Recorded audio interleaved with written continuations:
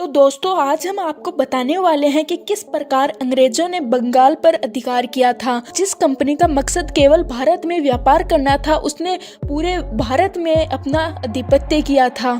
अंग्रेजों ने जब बंगाल पर अधिकार किया था, उस समय दिल्ली पर मुगल बादशाह मोहम्मद का अधिकार था तथा बंगाल में शराफत खां का अधिकार था। 1740 में अलीवर्दी खां शराफत खां को मारकर बंगाल का नवाब बन जाता है। अलीवर्दी खां एक सेनापति था जो कि अत्यधिक प्रभावशाली था, जिसके कारण ही वह राजा के पद तक पहुंच पाया। 1756 में ही अंग्रेजों ने अपने शक्तियों को बढ़ाना शुरू कर दिया था, क्योंकि उसने भारत के पूरे माहौल को देख लिया था। उसने ये देख लिया था कि भारत में कोई भी एकजुट नहीं रहता है, जिसके कारण ही अलीवर्दी खां ने भी अंग्रेजों से बचकर रहने की ही हिदायत दी थी। अलीवर्दी खां का कोई पुत्र नहीं था, केवल पुत्रियां ही थी, जिस कारण उसने जीते जी ही अपना उत्तराधिकारी अपने दोहिते सिराजुद्दौला को घोषित कर दिया। 1756 में अलीवर्दी खां की मृत्यु हो जाती है और सिराजुद्दौला अपना राज्याभिषेक करवा लेता है। किंतु सिराजुद्दौला के लिए यह इतना ज्यादा इजी नहीं था, क्योंकि उसका मंत्री जाफर, सौतेला भाई शौकत जंग और मौसी घसीटी बेगम और कुछ अमीर जमींदार उसके खिलाफ थे। सिराजुद्दौला ने सबसे पहले अपने विरोधियों का ही दमन किया था, क्योंकि सिराजुद्दौला बहुत ही महत्वाकांक्षी व्यक्ति था। वह जानता था कि जब तक वह अपने विरोधियों का दमन नहीं करेगा, तब तक वह अपने राज्य को सही से नहीं चला सकता है। सिराजू ने बड़ी कुशलता से अपने विरोधियों का दमन किया। उसने अपने सौतेले भाई शौकत जंग को मरवा दिया और मीर जाफर को अपने सेनापति पद से हटा दिया। साथ ही उसने घसीटी बेगम व अमीर जमींदारों की संपत्ति को जब्त कर लिया। इस प्रकार यह सिराजुद्दौला के लिए पहली जीत थी। अब हम जानेंगे कि आखिर ऐसे कौन से कारण थे जिसके कारण सिराजुद्दौला और अंग्रेजों के मध्य संघर्ष हुआ। सिराजुद्दौला के राज्याभिषेक के समय अंग्रेजों का नया आना। जब सिराजुद्दौला का राज्याभिषेक हुआ तो कोई भी अंग्रेज अधिकारी उसके राज्याभिषेक में उपस्थित नहीं हुआ। आपको बता दूं कि भारतीय संस्कृति में यह एक मान्यता थी कि राज्याभिषेक के समय सभी महत्वपूर्ण लोग वहां उपस्थित होते हैं तथा उन्हें उपहार देकर अपनी खुशी को जाहिर करते हैं, मगर अंग्रेजों ने ऐसा नहीं किया, जिससे हम जान सकते हैं कि अंग्रेज सिराजुद्दौला को राजा के पद पर नहीं देखना चाहते थे। इससे सिराजुद्दौला भी अंग्रेजों से नाराज हो गया। दूसरा कारण था सिराजुद्दौला के विरोधियों को शरण देना। जब सिराजुद्दौला ने अपनी मौसी घसीटी बेगम और मंत्री मीर जाफर और कुछ अमीरों को सारी संपत्ति जब्त करने का आदेश दिया था, तो ये लोग अपनी सारी संपत्ति को लेकर अंग्रेजों की शरण में चले गए थे। अंग्रेजों ने भी इनका खुश होकर स्वागत किया था, क्योंकि अंग्रेज तो पहले से ही सिराजुद्दौला को नहीं चाहते थे। तो दुश्मन के दुश्मन तो अपने आप ही दोस्त हो जाते हैं। उन्होंने सिराजुद्दौला के दुश्मनों को शरण दे दी, जिस कारण भी अंग्रेजों और सिराजुद्दौला के मध्य मनमुटाव आता गया। तीसरा पॉइंट था अंग्रेजों द्वारा किले की किलेबंदी करना। अंग्रेज कलकत्ता के दुर्ग की किलेबंदी कर रहे थे, तो यह कार्य वो सिराजुद्दौला के बिना अनुमति के कर रहे थे। कारण सिराजुद्दौला ने अंग्रेजों के पास आदेश भेजा था कि इस किलेबंदी को बंद करवा दें, लेकिन अंग्रेजों ने इस बात पर कोई ध्यान नहीं दिया, जिस कारण सिराजुद्दौला ने उसे अपना अपमान समझा। दुखी होकर अंग्रेजों पर आक्रमण कर दिया। अंत में 1756 में सिराजुद्दौला कलकत्ता के दुर्ग पर आक्रमण कर देता है, जहां पर अंग्रेजों की तरफ से राजा ड्रेक युद्ध लड़ रहे थे, जो कि शीघ्र ही पराजित हो जाता है तथा वहां से भाग जाता है। बाकी बचे हुए 146 अंग्रेजों अधिकारियों को सिराजुद्दौला एक छोटे से कमरे में बंदी बना देता है और उनमें घुटन युक्त डाल देता है, जिस कारण उन्हें सांस न आने के कारण वो लोग मर जाते हैं। और सुबह जब देखता है तो उनमें से केवल 23 लोग ही जीवित थे। और इस प्रकार सिराजुद्दौला का कलकत्ता पर अधिकार हो जाता है। सिराजुद्दौला कलकत्ता का शासक मानिकचंद जंग को बनाकर वहां से चला जाता है।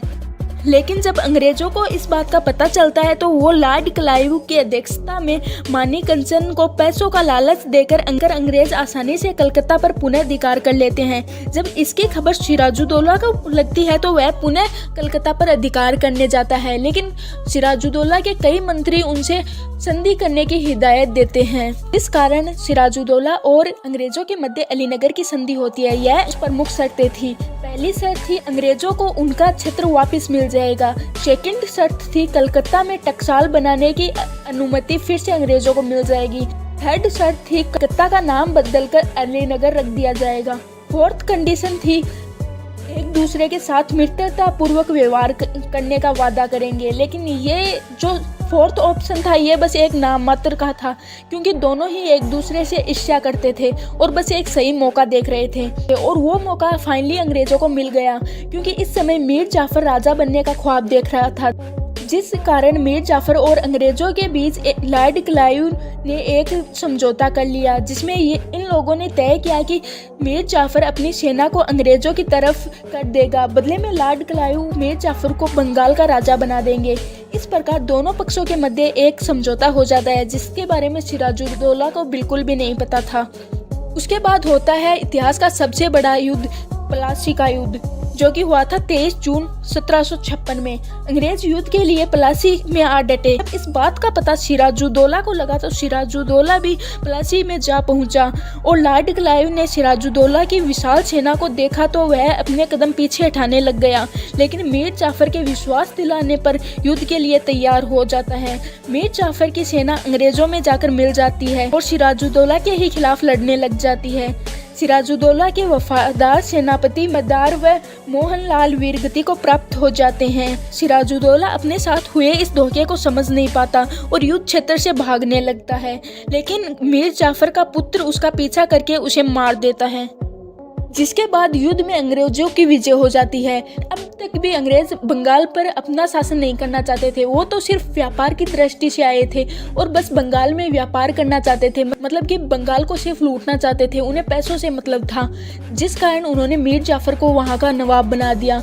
मीर जाफर बंगाल का नवाब बनते ही अंग्रेजों को खुश करने के लिए लॉर्ड क्लाइव को 14 मरगनों की जमीन देता है, जिसे लॉर्ड क्लाइव की निजी संपत्ति भी कहते हैं। इसके अलावा वो 5 लाख रुपए नकद भी अंग्रेजों को देता है। इससे पूरी तरह से बंगाल की जनता को ही घाटा हो रहा था और भारत देश को भी, लेकिन ये बात ना तो मीर जाफर समझ रहा था ना ही कोई और, लेकिन अंग्रेज तो सिर्फ अपना पत्ता काट रहे थे।